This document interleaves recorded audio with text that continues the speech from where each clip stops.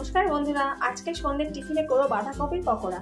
বাঁধাকপিটাকে ভালো করে নুন দিয়ে মাখিয়ে জল ছড়িয়ে রেখে দিয়েছি। এরপরে এক এক করে মশলাগুলো দেব। প্রথমে দেব হলুদ, সামান্য একটুখানি হলুদ দেব।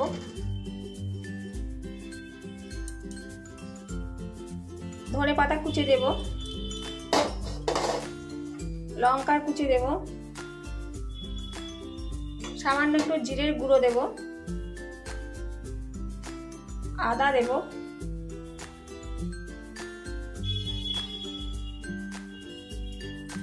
একটু 1 চামচ দেব কর্নফ্লাওয়ার, 1 চামচ দেব চালের গুঁড়ো দিয়ে ভালো করে আগে মাখিয়ে নেব। তো মশলা মাখিয়ে নিয়েছি, এবার দেব বেসন। বেসন দিয়ে ভালো করে মাখাবো। সামান্য অল্প জল দিয়ে বেসনটাকে দিয়ে ভালো করে বাঁধাকপিটা মাখিয়ে নেব। সমস্ত কিছু দিয়ে মেখে এবার রেডি করে রেখেছি। এবার কড়াইয়ে তেল বসাবো। কড়াইয়ের তেলও গরম হয়ে গেছে। এবার একটা একটা করে ছাড়বো।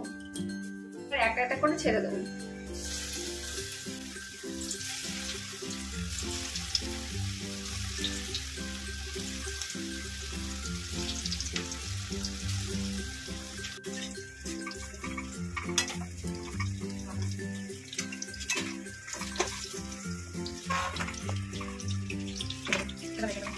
এইভাবে তৈরি হয়ে গেল বাঁধাকপির পকোড়া।